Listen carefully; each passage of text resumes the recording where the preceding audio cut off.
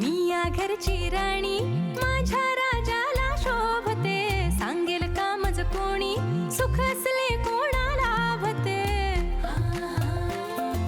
मी नाते साऱ्यांशी आपुलकीचे हे जोडते, सख्या नात्याहूनही नाती माझी हे मानते।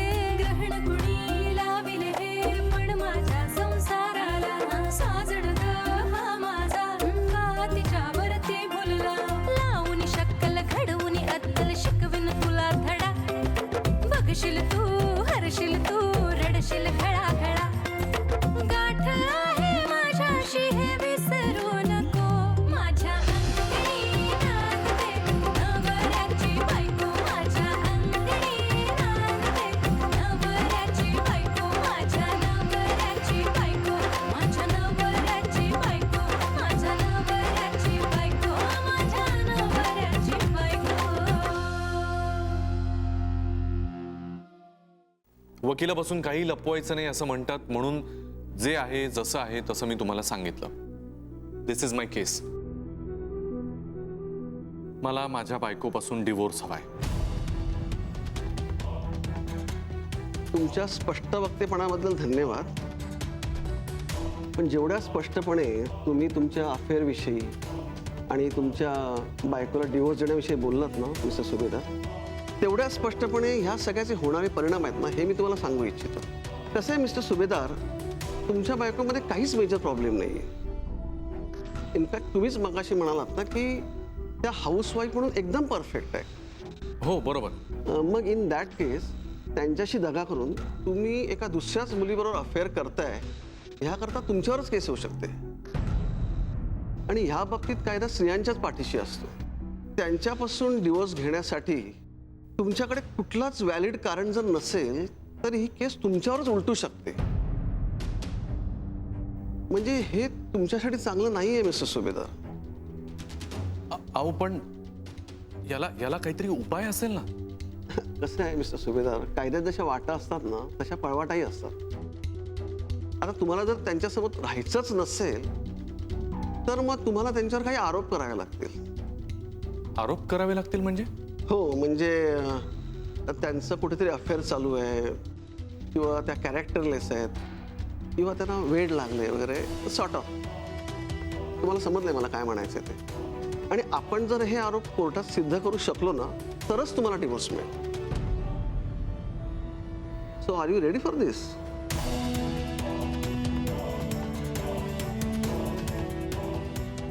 म्हणजे माझा संशय खरा ठरला। त्याची मजल आता राधिका वहिनींना डिवोर्स देण्यापर्यंत पोहोचली। नाही, आता काहीतरी करायलाच हवं। हे सगळं थांबवायला हवं। मला रेवतीशी बोलावं लागेल।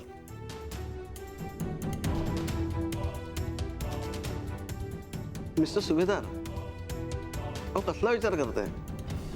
मग तुम्ही काय करायचं ठरवलंय?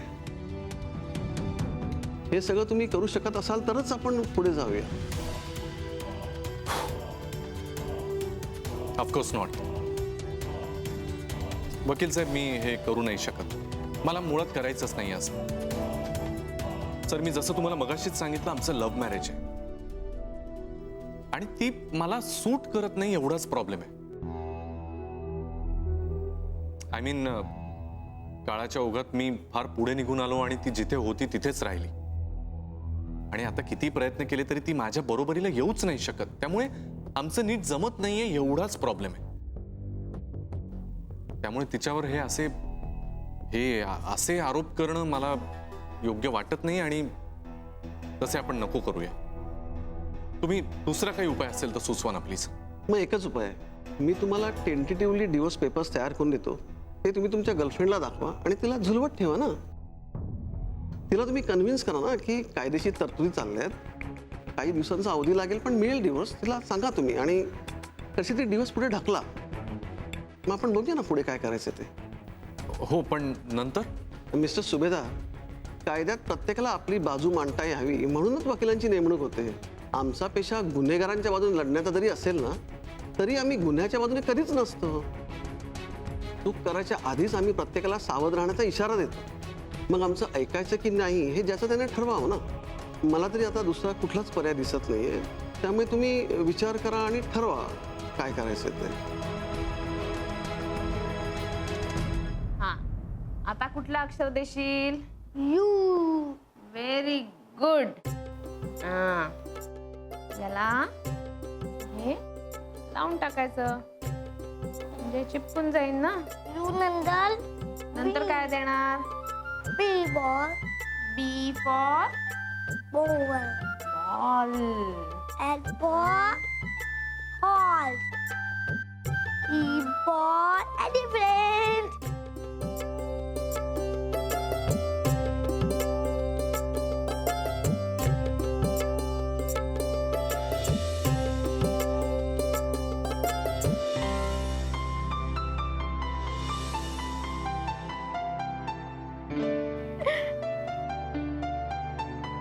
कशी दिसून राहिली रे? एकदम बघिया. काय लिहिलंय वाच बरं. अथर्वा लाजिका कुलुनाथ सुभेदार. बरोबर. हुशार आहे बा आमचा अथर्व. आवडली ना रे ही पाटी? आई हिला नेमप्लेट म्हणतात. हो रे, नेम प्लेट. पण आवडली ना तुला? हो. आपण आता लावूया.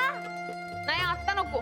बाबांना येऊ दे, त्यांना पाहू दे, मग आपण तिघं मिळून लावूया. हा ओके. बर, आता असं कर, हे सगळं आतमध्ये ठेवून दे बरं. हा.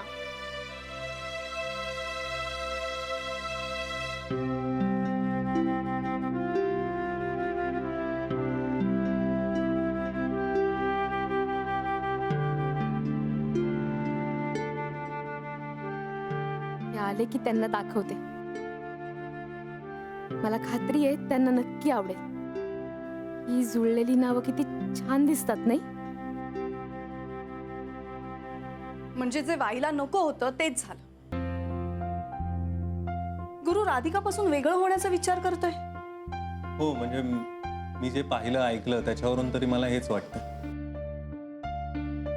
पण आर यू शॉक की तो राधिकाबद्दल आणि स्वतःबद्दलच बोलत होता? हो, मी स्वतः ऐकलंय ते.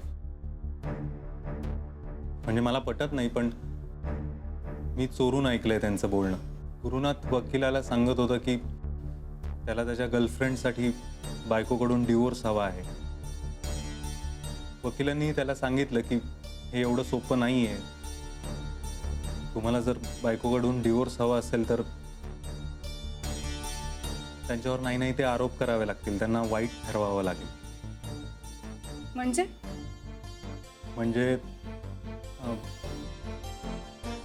त्यांच्या चारित्र्यावर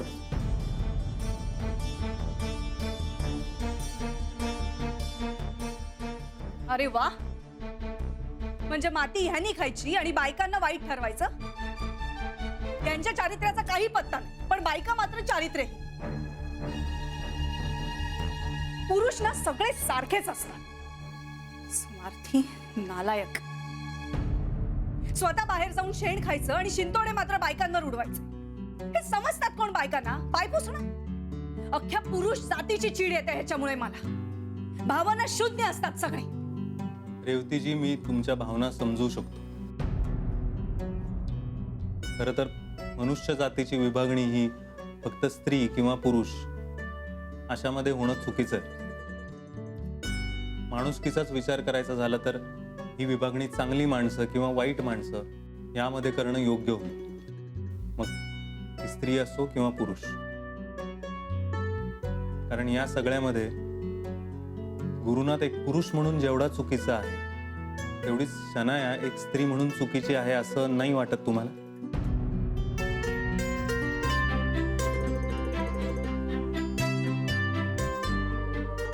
हे सगळं जरी खरं असलं तरी ह्या सगळ्यात राधिकाची काय चूक? तिने का सगळं हे भोगायचं? त्याचंच तर वाईट वाटतंय. या सगळ्या प्रकरणाचा त्रास राधिका वहिनींना नाही झाला पाहिजे. बस एवढीच इच्छा आहे माझी. ह्या सगळ्यामध्ये आपण जेनीची मदत मागायला हवी. काहीतरी ठोस उपाय शोधून काढायला हवा. नाहीतर त्या दोघांच्या चुकीची शिक्षा बिचारा राधिकाला भोगावी लागेल.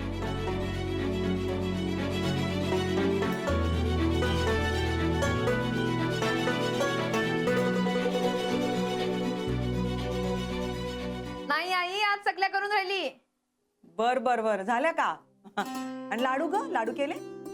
नाही ना, अजून वळायचे बाकी आहेत. हो ना, तू इथं खूपच भागदौड होऊन राहिली ना ग, गुरुच्या पाठी, अथर्वच्या पाठी. आणि दिवाळीचं सगळं एकटीनच करून राहिली तू. मी असती तर काहीतरी मदत केली असती नाही का ग? हाव तर, पण रोज थोडं थोडं करते. नानीजी, काकू सगळ्याच येतात मदतीला. हो, हे जे काही माणसं जोडण्याचं कार्य करतेस ना तू, महत् पुण्याचं काम करतेस बाई. अथर्वला कपडे घेतले का ग? नाही ना आई, तेच तर सांगून राहिली, वेळच नाही होऊन राहिला. आता हे येतील लवकर, त्याला घेऊन जातील तेव्हा जमून जाईल. पण यांना वेळच होतो हल्ली यायला, फुरसतच नाही कामात ना. आता दिवाळीला तरी सुट्टी घेतील तेव्हा बरं होऊन जाईल, आराम पडेल जरा. गुरु घरी असला म्हणजे त्याला आराम मिळेल आणि तुला खुशी मिळेल. राधिका, गुरु घरी असेल ना तर पाडवा एकदम दणक्यात साजरा करायचा बरं का. हो, आणि हे बघ, गुरुकडे ओवाळणी मागताना अजिबात संकोच बाळगायचा नाही बरं. तुला काही हवं ते माग, हक्कच असते तो आपला. मला काय वाटतं, तू एखादा दागिनाच का नाही मागून घे? बापा कायच्या काही बोलता तुम्ही, पण दागिना कशाला? का होते मग? अगं नवऱ्याकडूनच मागून राहिली ना तू. राधिका, काय करते ग? पीठ झालं का भिजवून? काकू आताच या. आई, फोन ठेवू का? माझ्यानी काकू आल्यात. बर बर बर बर चल ठेवते. हो, ठेवते. देवा, असंच हस्त घर राहू दे माझं. कोण ग? गुरुनाथची आई की काय? हो ना, नेहमीच फोन करतात, रोज विचारत राहतात काय करून राहिली, सगळं ठीक आहे ना तिकडे. आमच्यापासून लांब आहेत ना, काळजी वाटत राहते त्यांना. तर मला पण बरं नाही वाटत. आम्ही ही असली वेगवेगळी दिवाळी साजरी करतो, पण आता तरी काय करणार, यांना पण सुट्टी नाही आणि ते तिकडची कामं सोडून तरी कशा येतील. आता हे असंच चालायचं, त्याला काही उपाय नाहीये. बरं ते जाऊ दे, मी आले होते कशाला? तू पीठ नीट मळलेस की नाही ते बघायला आणि हा साचा द्यायला. आता बघू कशा कडक आणि खुसखुशीत चकल्या करतेस ते. मला पण आधी जमत नव्हतं, पण आईनीच शिकवलं ना मला. त्या ताकात भिजवतात म्हणून मी पण भिजवायला लागली. आणि वरनं मिरचीचा भुक्का, फारच मस्त होतात मग चकल्या. माझी आई पण करायची मस्त चकल्या. बिन दादा त्या चकल्यांवरनं एवढ्या भांडायचं ना, एवढं भांडायचं की बस. दादाचा मगाशीच फोन येऊन गेला, बाले कधी आणून राहिली चकल्या. आमच्या वहिनीला नाही जमत, तिला जमतही नाही आणि असल्या चकल्या आवडतही नाही. आमचं काही सगळंच वेगळं आहे. आतापर्यंत दर दिवाळीला अमेरिकेत मी मुलाला, सुनेला, नातवाला सगळ्यांना फराळाचं पाठवायची. पण आता एकटीच्यानं नाही होत ग, दमायला होतं. विकतचा आणते फराळ आणि कुरिअर करून देते. आमचं सगळं विचित्रच झालंय ग. सणासुदीला मुलं नसली ना, अगदी एकटं एकटं वाटतं, काही करावंसंच वाटत नाही. पण खरं सांगू राधिका, तू इथे आलेस ना तेव्हापासून आमचा एकटेपणा दूर गेलाय. काकी, म्हणूनच तर या वेळेला मी ठरवलंय भरपूर फराळाचं करायचं. आणि तुम्ही कशाला विकत घेता? आपण इथे करूनच पाठवू ना त्यांना. आणि तुम्हाला सांगते, या वेळेला मी ठरवलंय गुप्ते भाऊना भाऊबीजेला ओवाळायचं. अगो बाई, रेवती, नेहा सगळ्यांनाच बोलवू, कोणालाच एकटं वाटायला नको. आपण सोसायटीत सगळेजण एकत्र राहतो ना, मग सगळ्यांनीच आनंद साजरा करायचा. तुझं ना काही वेगळंच असतं. चला घेऊया चकल्या करायला. हो, मी तुला चकल्या पाडून देते, तू तळ तुझ्या पद्धतीने. बरं बरं, घे हे घे. आणि कसं झालंय सांग. Ma'am, do I need to say anything? मी बघूनच सांगू शकते की मस्त झालं असेल. तरी खाऊन बघ. मॅम, तुम्ही मला इतक्या आग्रहाने बोलवलं ना, मला ते तुमच्या लँग्वेज मध्ये काय म्हणता तुम्ही?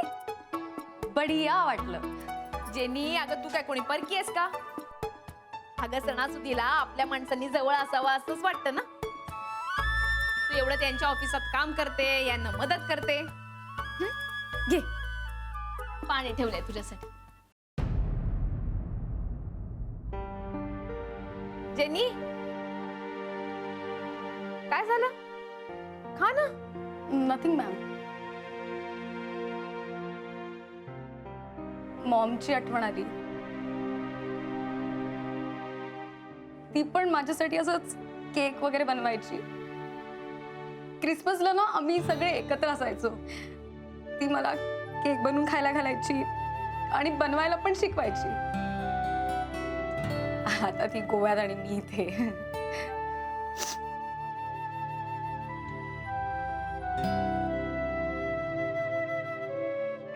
मम्मीजींची आठवण येऊन राहिली.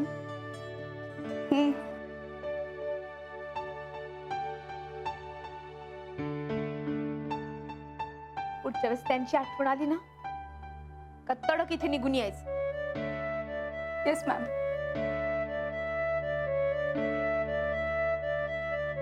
या वर्षी ना नाताळ आपण इथेच साजरा करू. You mean Christmas? तुम्ही क्रिसमस सेलिब्रेट करणार? आवता तू लाडू खाऊन आमची दिवाळी साजरी करते ना, आम्ही केक खाऊन नाताळ साजरा करू. मॅम खूप मजा येईल. आणि आजकाल सगळेच एकमेकांचे फेस्टिवल सेलिब्रेट करतात ना. अगं चांगलंच राहते ना. प्रत्येकाच्या धर्मात जे जे चांगलं आहे ते घ्यावं, चांगलं घ्यावं, चांगलं द्यावं. वाईट कमी करण्यापेक्षा चांगलंच वाढवा ना. प्रकाश वाढला की अंधार आपोआपच कमी होऊन जातो आहे ना. जेनी, खा ना. अगं तू तर काहीच खाऊन नाही राहिली. मीच बनवते तुला लाडू. नको नाही, आ कर.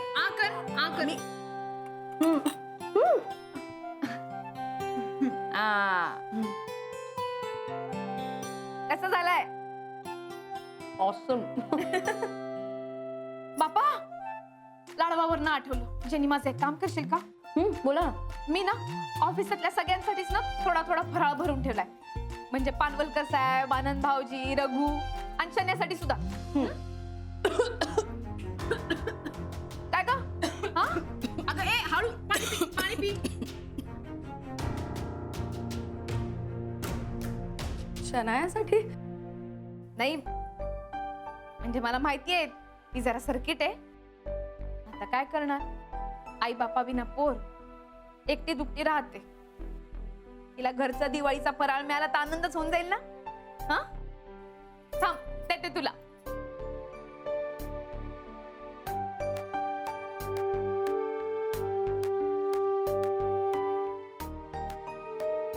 थांब, तर या डब्यात टाकून देते. हा अगं बैताडच शने आपण. हा मी तिला त्या दिवशी म्हंटल की तू आता खाऊनच जा, तर तिला फारच सवय बाई बाहेरचं खायची. राधिका मॅम शनायाचा किती विचार करतायत. तिची दिवाळी हॅपी व्हायला हवी म्हणून फराळ बांधून देत आहेत. बट शनाया ती त्यांच्याच आयुष्यात आग लावायला निघाली आहे. मॅम किती इनोसेंट आहे. कुणी इतकंही साधं असू नये. यांना सर आणि शनायाविषयी कळेल तेव्हा काय होईल मॅमचं? ओ गॉड, प्लीज सेव्ह हर. काय स्टेटस टाकू?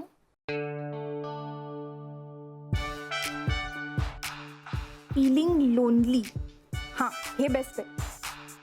म्हणजे खरंच मी दुःखात आहे असं गॅरीलाही कळेल आणि त्याला मी जे करायला सांगितले तेही तो करायला तयार होईल.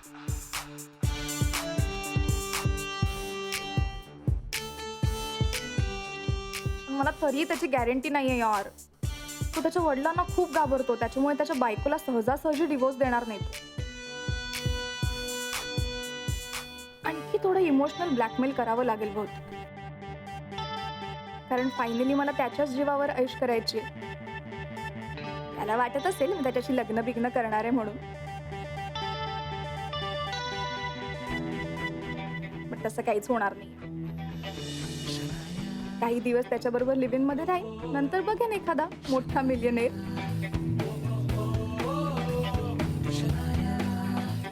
खरं तर माझ्या मनातलं सगळं मला कुणाबरोबर तरी शेअर करायचंय यार.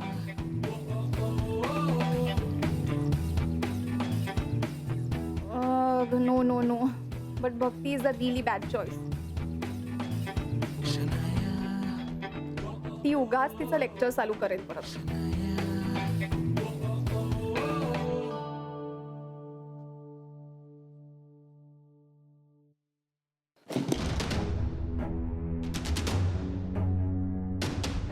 आले का तुम्ही? थांबा, पाणी देते. हे घे.